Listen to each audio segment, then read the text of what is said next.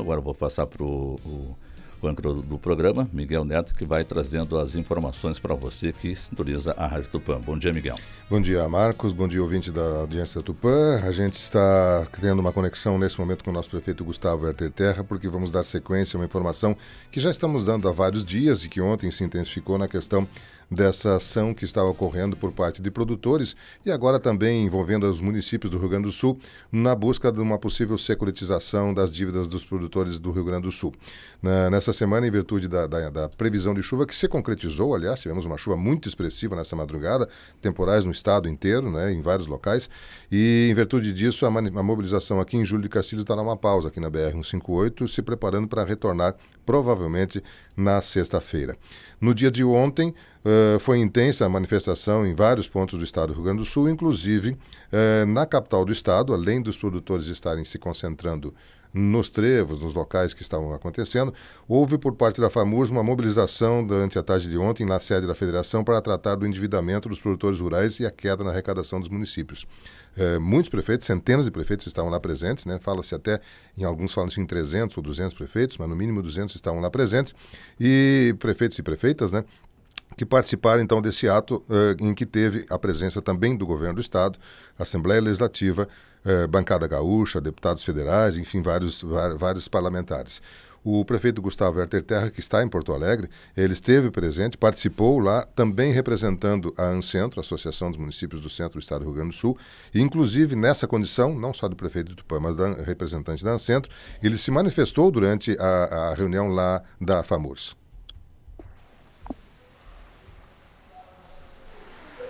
Nós estamos sem o áudio do prefeito, mas presidente, vamos ver. Agora sim. Trazer números reais, gosto muito de números. Em Tupanciretã, que é o meu município, nós temos 150 mil hectares de soja, 149.800. Desses 81 mil hectares recorrem ao crédito das instituições financeiras para serem plantados. E desses 50% não terão como ser plantados, ou seja, 40 mil hectares em Tupanciretã de soja não serão plantados caso não surja um remédio definitivo, não paliativo, para essa situação.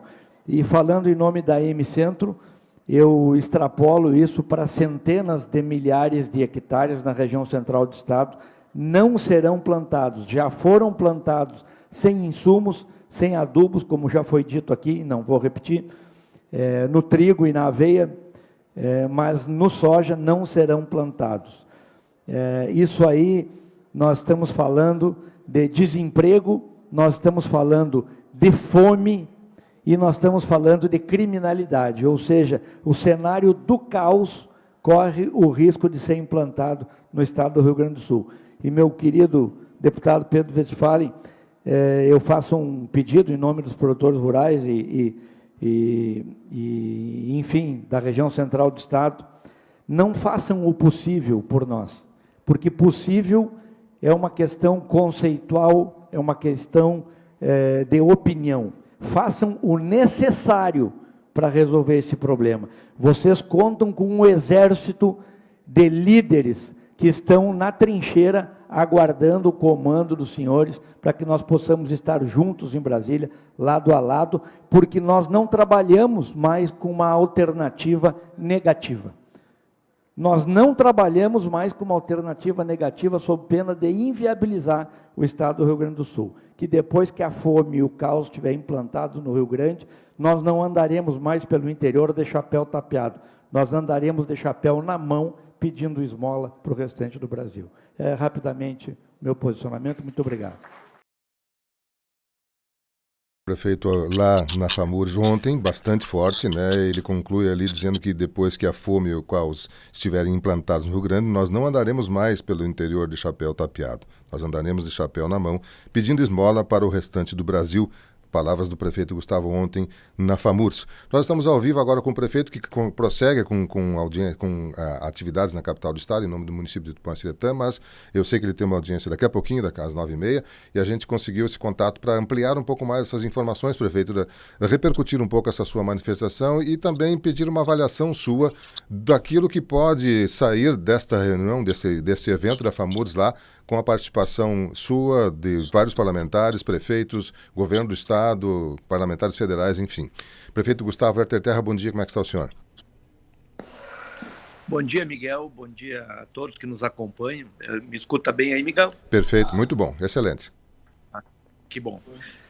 Hoje vai ser mais uma manhã de intensa agenda aqui, não apenas nessas pautas, né, da questão da securitização do agro, mas de outras agendas de interesse do município.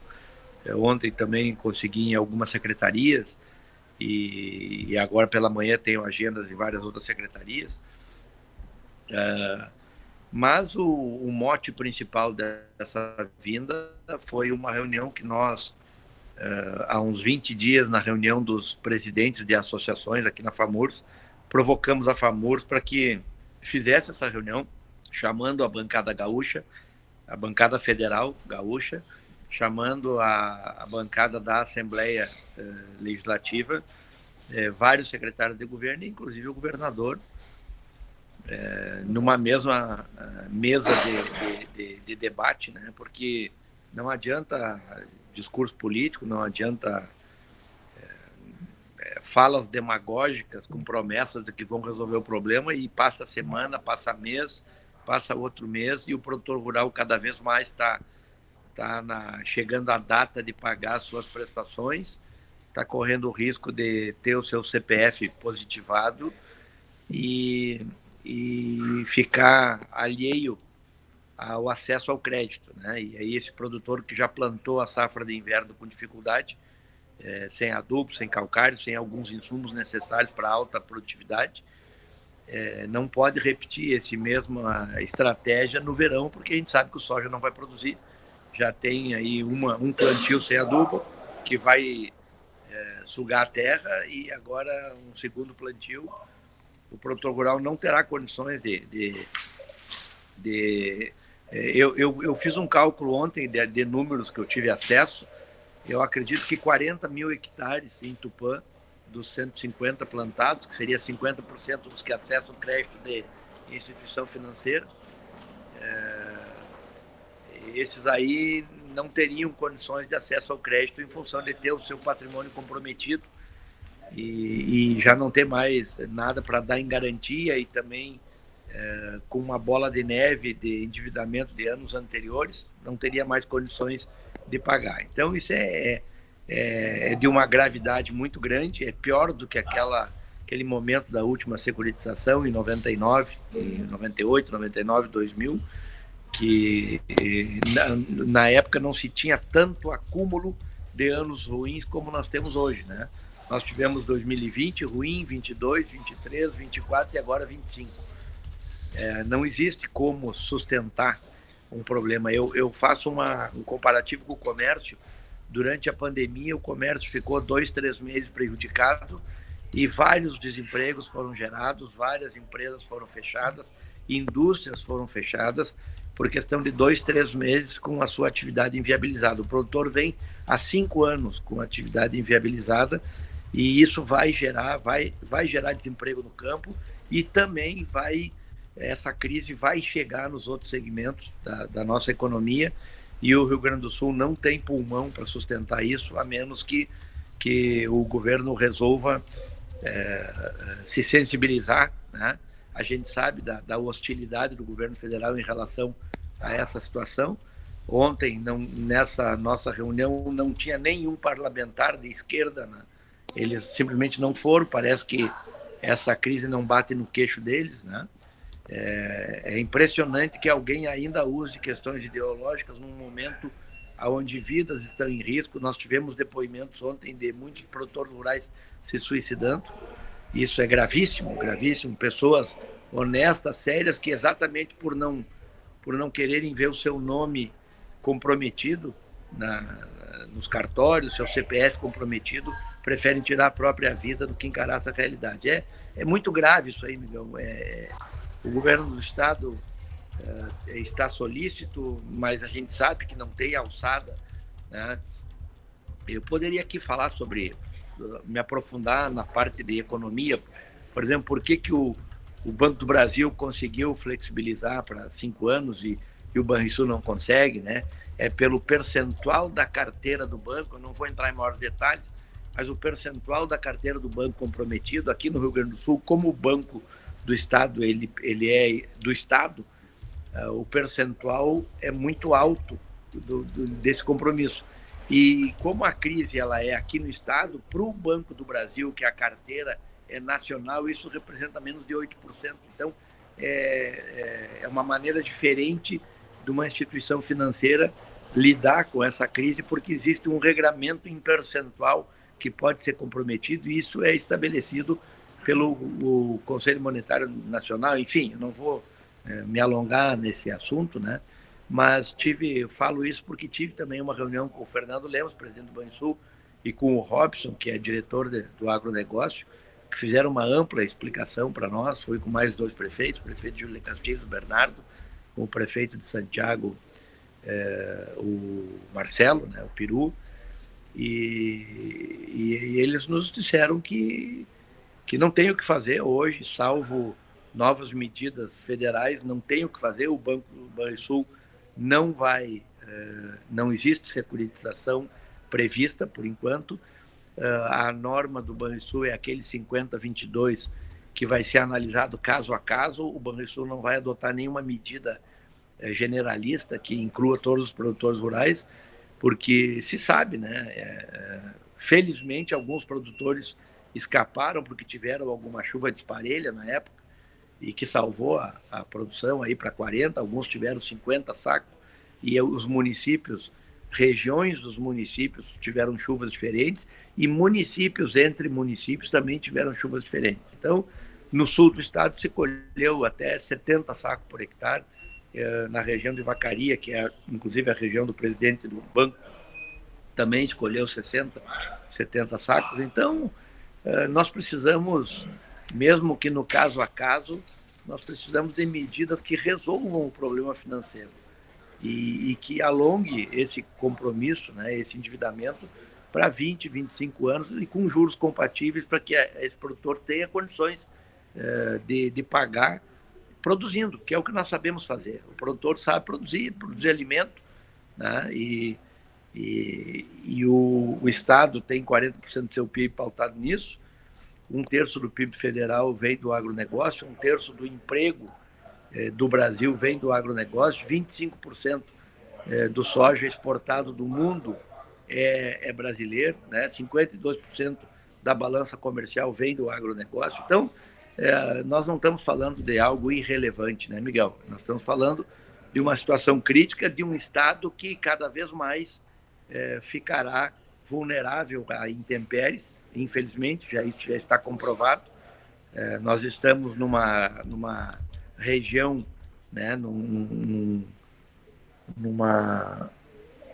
paralelo, digamos assim, que a climatologia está mudando. Nós estamos mais dispostos a esses extremos de estiagem, de chuvarada. Hoje, essa noite, tivemos chuva. Eu não estou em Tupã, mas tivemos chuvas fortes em Tupã.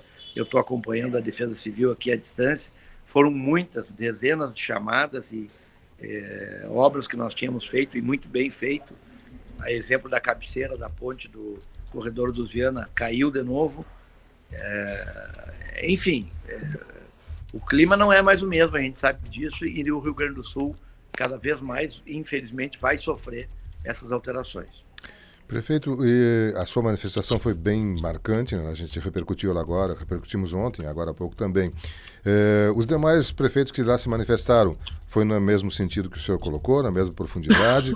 E como é que o senhor interpreta os reflexos disso? Porque uma coisa é o prefeito de Tupã-Siretã estar se manifestando, outra coisa é a FAMURS, a Associação dos Municípios do Estado do Rio Grande do Sul, está se manifestando. A FAMURS vai se manifestar com o mesmo peso que o senhor colocou nessa mesma linha, e o que isso pode repercutir na questão do pedido de securitização? Na verdade, para que as pessoas entendam, nós temos 497 municípios no estado, divididos em 28 regiões. Uma agora está se subdividindo, ficarão 29 regiões. Essas 29 regiões têm associações, né? Então são 29 associações com 29 presidentes de associações. Tem associações com 10 municípios, 8 municípios, 20 municípios. A nossa é uma das maiores, tem 33 municípios. Eu sou presidente dessa associação, da M Centro, aí de Santa Maria, que a sede é em Santa Maria, né? E existe um conselho desses presidentes, que é o conselho que, digamos, orienta a FAMURS, comanda a FAMURS, né? E que, obviamente, ela tem a sua diretoria, tem a sua presidente, que atua pautada nesse conselho. Foi esse conselho, até foi uma provocação nossa na última reunião, há uns 20, 30 dias atrás, que ocasionou essa reunião de ontem, né? E nós solicitamos que, na época eu solicitei à presidente que provocasse uma reunião que trouxesse todas as forças vivas políticas do Estado no mesmo cenário, né? E que com isso nós pudéssemos trazer em peso as associações e prefeitos, que não são atuantes nas associações, mas que quisessem estar aqui para dar o seu depoimento e para assistir o que os políticos iriam falar, porque eles precisam ser cobrados também. Assim como nós, prefeitos, somos cobrados diariamente pela nossa comunidade, em tudo que acontece na comunidade, nós temos que cobrar os nossos deputados estaduais, federais, senadores, o governador, os secretários de Estado. Nós temos que cobrar, repassar essas cobranças que não dependem exclusivamente de nós na sua solução, né? Então, assim foi feito. A Adriane marcou essa reunião, foram muitos depoimentos, e o que se comunga é que se precisa fazer alguma coisa. Nós temos transitando no Congresso 2 projetos, né? Um, a autoria do Pedro Westphal e outro do senador Reis, que seria um PL para securitização lá, né? Um projeto de lei para securitização, que já passou pela comissão do Senado. O Renan Calheiros, ele já devolveu à comissão de Finanças.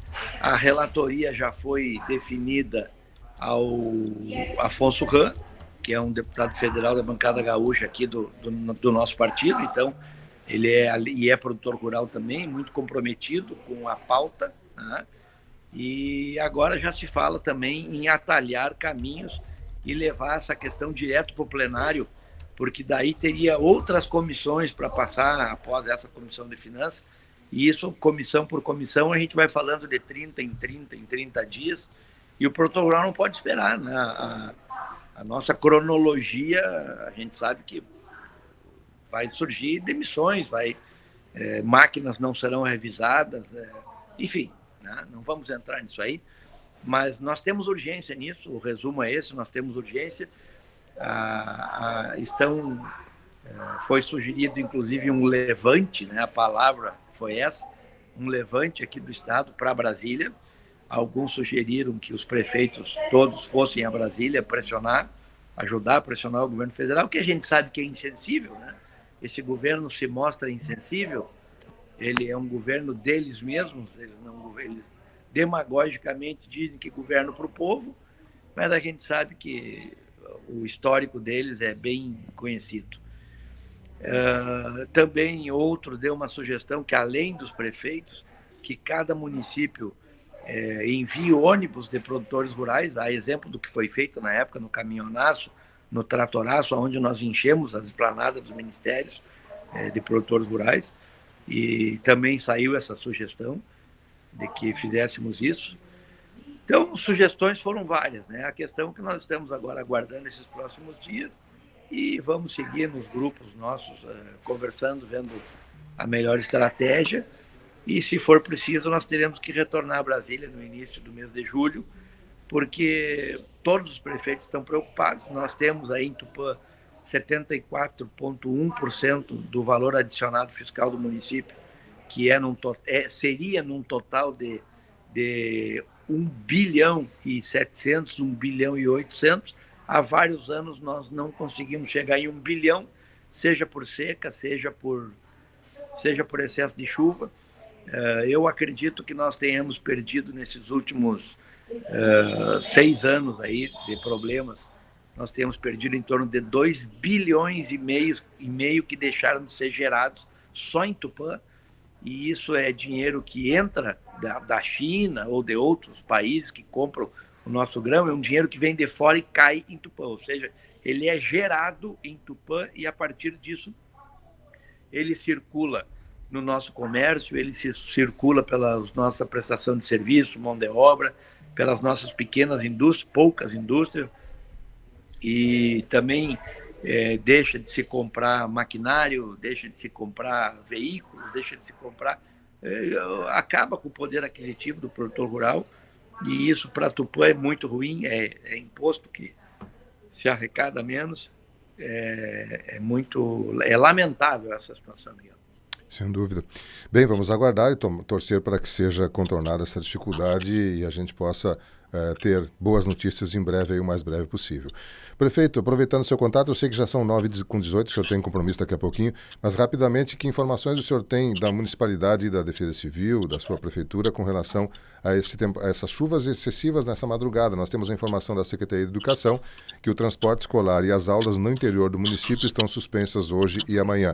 O senhor comentou aí que ali no corredor dos Vianos a cabeceira saiu, então ali está intransitável. Tem outras informações com relação a problemas que nós estamos vivenciando em virtude dessa chuva, prefeito?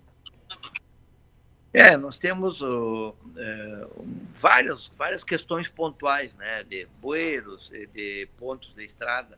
Agora, é importante registrar, né, a gente sabe que tem os críticos de plantão, né, nunca foi feito tantos investimentos no interior do município, seja com recurso próprio, seja com recurso de emenda, seja com recurso da Defesa Civil, independente da fonte de recurso, nunca foi feito tanto em empedramento, em bueiros, no interior do município, e nunca foi feito tanta canalização no perímetro urbano como está sendo feito. Aí ninguém pode dizer que a administração está apática, está inerte ao que está acontecendo. Nós estamos dioturnamente trabalhando para resolver os problemas. A questão é que parece que cada vez mais surgem novos problemas e vão se sobrepondo, e felizmente nós vamos resolvendo quando eles vão surgindo. Senão, se eles se acumulassem, nós teríamos um caso extremamente crítico no nosso município, né? Então, o que eu peço para a comunidade é que a comunidade seja parceira da administração, de que maneira? Nos informando, né? Informando os pontos críticos. Essa medida de parar, de suspender o transporte escolar, ela é uma medida preventiva, né? Nós não podemos colocar as nossas crianças em risco, não podemos colocar os nossos motoristas, os nossos veículos, ninguém pode ir em risco. E também o transporte escolar é uma grande ferramenta que nós temos para nos avisar de pontos que eventualmente se transformem em críticos a cada chuva, porque a cada chuva o cenário muda, né? Uma determinada subida que nunca deu problema passa a dar problema, nós temos que arrumar aquela subida. Um bueiro que entope numa baixada que nunca tinha entupido, nós temos que substituí-lo. Então, os problemas surgem e o transporte escolar ele é um grande sinalizador para nós, e os produtores rurais também, quando indo para fora identificam algum problema, nos avisam, né? Uma outra informação importante, nós tivemos na outra segunda-feira uma reunião no DAER, aqui em Porto Alegre, e onde eu pedi que desse uma atenção muito grande na nossa 392, porque estava em velocidade lenta e só com uma equipe de lá para cá, né, de Santa Tecla, em direção a Tupã, com pouco maquinário, e isso era inadmissível, que a gente entendia a dificuldade do governo do estado em função do teto de gastos, né, mas que nós precisávamos atuar nessa estrada no inverno, porque ela tem aproximadamente 16 quilômetros ainda sem nenhum tipo de obra, né? Acredito que agora já esteja em 15 quilômetros, e nós não temos autorização, nós, enquanto administração municipal, não temos autorização para patrolarmos esse trecho, para corrigirmos, arrumarmos esse trecho. Então, quando esse trecho estraga em função das chuvas, são eles que precisam arrumar, em função do grading da estrada. Nós não podemos interferir na terraplanagem deles. Cada lâmina que se passa, cada patrulhamento muda a altura da estrada, e isso já está num projeto, nós não podemos mexer nisso. Eles chamam isso de grading, né? Nós não podemos interferir nisso porque eles têm o cálculo de quanto que eles têm que botar de aterro, quanto que eles têm que fazer de corte, e aí era preciso que o próprio Dyer providenciasse a manutenção desse trecho. Aí nós conseguimos, felizmente conseguimos, os produtores que vão por essa estrada já notam que nesse trecho de Tupã em direção a Santa Tecla, esse trecho proximal, né, chegou uma nova empresa, já está com bastante maquinário, já estão lidando com a terraplanagem, e eles estão fazendo o chamado bloqueio, eles colocam a terraplanagem na altura que tem que ser e colocam uma camada de brita em cima para fazer o bloqueio, e essa brita não deixa que esse trecho embarre e que ele se degrade na próxima chuva. Então, são estratégias, né, de engenharia que eles usam muito boas, e foi um avanço que nós fizemos também. Estou falando isso para que as pessoas saibam, né? Lidei com a Casa Civil, tratando da nossa estrada de Tupajari também, forçando, né, politicamente. Aqui está tudo trancado em função do teto de gastos, enquanto esse governo federal não liberar o nosso estado para que amplie esse teto de gastos. Tem uma questão técnica aí da contabilidade do ano 21, que o governo federal precisa reconhecer essa contabilidade para ampliar o teto de gastos e que nós possamos voltar a investir aqui no estado. Digo nós, o governo estadual, né? Sim. Gaúchos. Perfeito. E também tem o Avançar 3, o governo tem uma série de programas de investimento na sequência do seu governo, e que está trancado porque tem essa questão do teto de gastos. Não só para o ano que vem, e um ano, politicamente falando, é muita perda de tempo, né? Sem dúvida. Prefeito, hoje o senhor permanece em Porto Alegre, tem alguma agência, alguma ação que gostaria de destacar de hoje? Eu tenho agora, vou para o Centro Administrativo Fernando Ferrari, o CAF, tenho uma primeira agenda na Secretaria de Esporte, depois tenho outras agendas, passo pelo tribunal e ainda vou hoje para Tupã. Amanhã estarei na prefeitura atuando normalmente. Prefeito Gustavo Herter Terra, obrigado pela sua gentileza de atendendo o nosso pedido, trazer mais detalhes sobre a participação dos prefeitos na reunião de ontem na FAMURS. O senhor, na condição de representante da Associação dos Municípios do Centro do Estado, se manifestou, a gente repercutiu aqui e trouxe também algumas repercussões com relação a isso e a preocupação com relação ao atual quadro, porque vivenciamos aqui no Rio Grande do Sul e também na Terra da Mãe de Deus e na região central. Prefeito, obrigado pela sua participação, uma boa atividade por aí e um bom regresso. Muito obrigado, Miguel, pela oportunidade. A gente está fazendo o possível, né? Mas nem sempre o possível é o necessário. Foi o que eu falei para os deputados lá, que eles não se dediquem a fazer o possível pelo Rio Grande, eles façam o necessário, né? Porque não tem como não sair essa securitização. Não é mais uma questão político-partidária, é uma questão ideológica, não é uma questão de vida e de sobrevivência de um setor fundamental. Todos os setores são fundamentais na economia, mas não é diferente com o agronegócio, ele também é fundamental na economia. Tá bom, Miguel? Perfeito. Um beijo no coração de todos aí, estamos juntos. Um abraço, prefeito Gustavo Herter Terra, falando ao vivo conosco de Porto Alegre, onde ele continua permanecendo lá com algumas audiências, algumas atividades, e nos trouxe essas repercussões aí com relação às ações que ele participou diretamente nas últimas horas, nos últimos momentos. Bom, são 9h28, eu retorno então com o Antônio Marcos Dutra, que está no comando do Variedades hoje, para dar sequência na programação de hoje.